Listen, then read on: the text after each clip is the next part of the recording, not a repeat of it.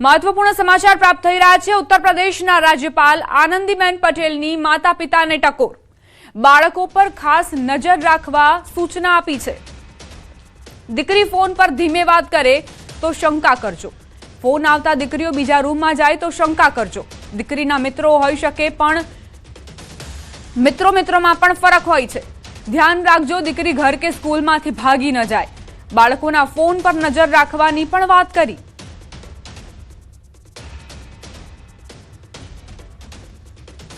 आनंदीबेने शुं सलाह आपी छे माता पिताने ते सांभळीशुं। तमारी दीकरी 8-10 वर्षनी छे अने मामानो फोन आव्यो, काकानो फोन आव्यो, भाईनो फोन आव्यो, मित्रनो फोन आव्यो तो तमारी बाजुमां बेसीने वातचीत करे छे कि मारुं होमवर्क पूरुं थई गयुं छे, मारुं वांचवानुं आम छे, तू आवी जाना, बधी आवी ज वातो होय नाना बाळकोनी। तो जे दिवसे फोन आवे અને બાજુની રૂમમાં જઈને વાત કરવાની શરૂઆત કરે ત્યારે શંકા કરજો એના ઉપર। ત્યાર સુધી મારી પાસે બેસીને વાત કરતી હતી, હવે એ બાજુના રૂમમાં જઈને ધીરે ધીરેથી કેમ વાત કરે છે? સમથિંગ ઇઝ રોંગ, શંકા છે જ। અને એટલા માટે ધ્યાન રાખજો કે ઘરમાંથી ભાગી ના જાય, સ્કૂલોમાંથી ભાગી ના જાય। મહેસાણા જિલ્લાના કડી એપીએમસી ખાતે પૂર્વ નાયબ મુખ્યમંત્રી નીતિન પટેલનો સન્માન સમારોહ યોજાયો હતો, જ્યાં તેમને ભાજપ પ્રદેશ ચૂંટણી સમિતિમાં સ્થાન મળવા બદલ અભિનંદન પાઠવવામાં આવ્યા। આ પ્રસંગે નીતિન પટેલે સ્થાનિક સ્વરાજની આવનારી ચૂંટણીઓ અંગે મહત્વપૂર્ણ નિવેદન આપતા જણાવ્યું કે મારો એ સારો નહીં પણ સારો એ મારોના મંત્ર સાથે ઉમેદવારોની પસંદગી કરવામાં આવશે।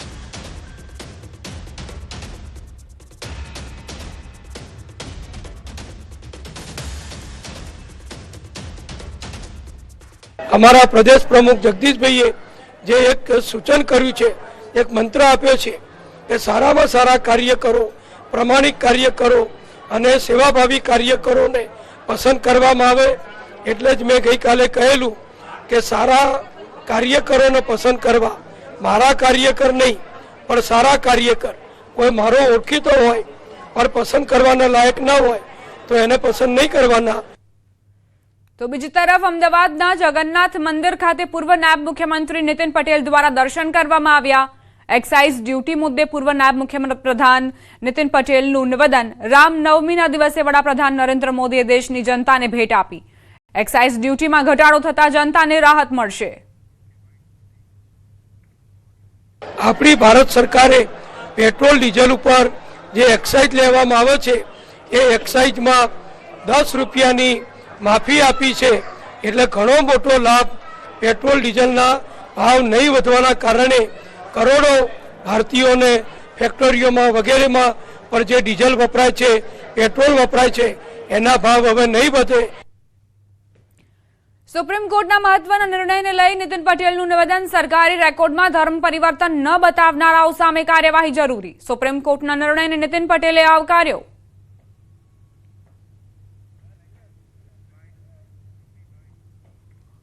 हिंदू जे होय एना ज अनामतना लाभ मळे। दलितमांथी, अनुसूचित जातिमांथी कोईए धर्मांतरण कर्युं होय, कोई ख्रिस्ती बन्या होय के कदाच कोई मुस्लिम बन्या होय तो ये स्वाभाविक ए अनामतनो लाभ मेळवी शकता नथी। प्रदेश भाजपनी मीडिया टीमनी जाहेरात। भाजप मीडिया टीममां 7 सहप्रवक्ताओनी निमणूक। सांसद धवल पटेलनो मीडिया टीममां समावेश। अश्विन बैंकर, जयराज सिंह परमारनो पण समावेश। घनश्याम गढ़वी, मंजीभाई आहिरनो समावेश करायो छे। हेमालीबेन मोघावाला, श्वेताबेन ब्रह्मभट्टनो पण समावेश। प्रदेश मीडिया सह इंचार्जनी पण जाहेरात कराई। जुबिन आशरा, कल्प पटेलनो समावेश करायो छे। भाजपे पोताना मीडिया टीमना 7 सहप्रवक्ताओनी निमणूक करी छे। सांसद धवल पटेलनो तेमां समावेश करायो छे। अश्विन बैंकर, जयराज सिंह परमार, घनश्याम गढ़वी, मंजीभाई आहिर, हेमालीबेन मोघावाला, श्वेताबेन ब्रह्मभट्ट અને સાથે જ પ્રદેશ મીડિયા સહ ઇન્ચાર્જની પણ જાહેરાત। ઝુબિન આશરા અને કલ્પ પટેલને તેની જવાબદારી સોંપાઈ છે। સ્થાનિક સ્વરાજની ચૂંટણી પહેલા ભાજપે કમર કસી લીધી છે। મીડિયા ટીમમાં 7 સહપ્રવક્તાઓની નિમણૂક કરી લીધી છે, જેઓ મીડિયામાં પોતાનો પક્ષ રજૂ કરશે, ભાજપનો પક્ષ રજૂ કરશે। सांसद धवल पटेलનું નામ અહીં સમાવવામાં આવ્યું છે।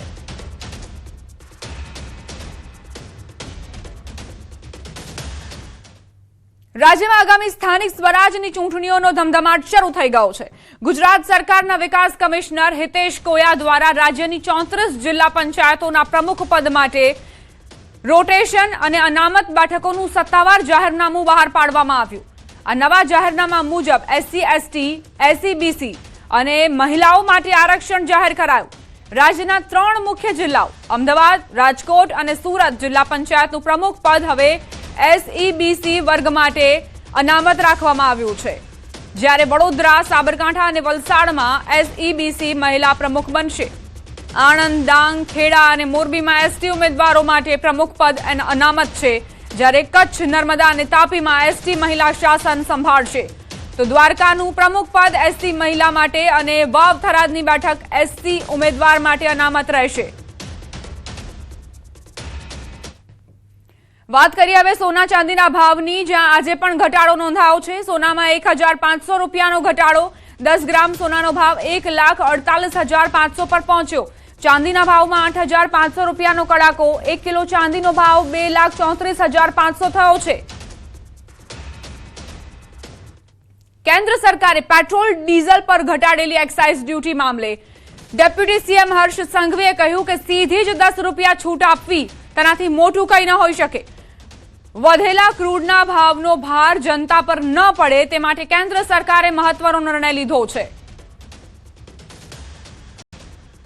સામાન્ય નાગરિકો ઉપર કોઈ બી પ્રકારનો ભાર ના પડે તે માટે પેટ્રોલ અને ડીઝલ પર જે 13 રૂપિયા એક્સાઇઝ રેટ જે લાગે છે તેમાં 10 રૂપિયાની સીધી રાહત આપવામાં આવી. એક્સાઇઝના ટોટલ સીધા જ 10 રૂપિયા આમાં છૂટ આપવી, આનાથી મોટું અમારા માટે કંઈ ના હોઈ શકે. કેન્દ્ર સરકારે પેટ્રોલ ડીઝલની એક્સાઇઝ ડ્યુટીમાં મોટો ઘટાડો કર્યો. પેટ્રોલની એક્સાઇઝ ડ્યુટી 10 રૂપિયા ઘટાડી છે, જ્યારે ડીઝલની એક્સાઇઝ ડ્યુટી 0 કરવામાં આવી છે, જેનાથી નાગરિકોને મોટી રાહત મળશે. પેટ્રોલ ડીઝલમાં હાલ કોઈ ભાવ વધારો નહીં થાય. ખાડી દેશોમાં યુદ્ધની પરિસ્થિતિને લઈ કાચા તેલના ભાવમાં મોટો ઉછાળો આવ્યો છે, જેને લઈ ઈંધણમાં ભાવ વધારાની અટકળો ચાલી રહી હતી. તેનો આજે અંત આવ્યો. ક્રૂડ ઓઇલના ભાવ વધતા ઓઇલ કંપનીઓ પર ભારણ વધ્યું હતું અને ભાવ વધારા માટે માંગ કરાઈ હતી. જોકે ભાવ વધારાનો બોજ સામાન્ય જનતા પર ન પડે તે માટે સરકારે ઓઇલ કંપનીઓને રાહત આપી સામાન્ય જનતાની ચિંતા હળવી કરી છે. આજે આટલી બધી મોંઘવારી ને આટલું બધું છે, જે પેટ્રોલનો માહોલ ને અત્યારે આ યુદ્ધના ધોરણે એ બહુ સારું કહેવાય કે મોદી સાહેબે આજે ભાજપ સરકારે સારું પરિણામ આપ્યું. એમ સ્થિતિ સારી જ છે. ગવર્મેન્ટની સ્થિતિ, ગવર્મેન્ટે આ પેટ્રોલનો સારો સ્ટોક કર્યો છે. આજે બી પેપરમાં આવ્યું છે કે 60 દિવસનો સ્ટોક છે ઇન્ડિયામાં ચાલે એવો. તે છતાં બી પબ્લિક આખો ગાડરે પરવાની માફક पेट्रोल पंपों ऊपर लाइन लगाई दे છે. अच्छा फैसला है जो कम किया है, थोड़ा सा राहत मिलेगा कॉमन मैन को. सब कॉमन मैन के लिए अच्छा है. पेट्रोल में कमी है तो उनका थोड़ा खर्चा कम हो जाएगा. રાજકોટના જામકંડોરણામાં સ્કૂલ બસ અને કાર વચ્ચે અકસ્માતની ઘટના. લેવા પટેલ કન્યા છાત્રાલયની બસ કાર સાથે અથડાતા અકસ્માત થયો. સ્કૂલ બસમાં સવાર 2 વિદ્યાર્થીઓને ઈજા પહોંચતા સારવાર માટે હોસ્પિટલમાં ખસેડાયા. પોલીસે ઘટના સ્થળે પહોંચી તપાસ શરૂ કરી છે. અમદાવાદ શહેરમાં RTE હેઠળ પ્રવેશ પ્રક્રિયા 4 એપ્રિલથી શરૂ થશે. 17 એપ્રિલ સુધી આ પ્રવેશ પ્રક્રિયા હાથ ધરાશે.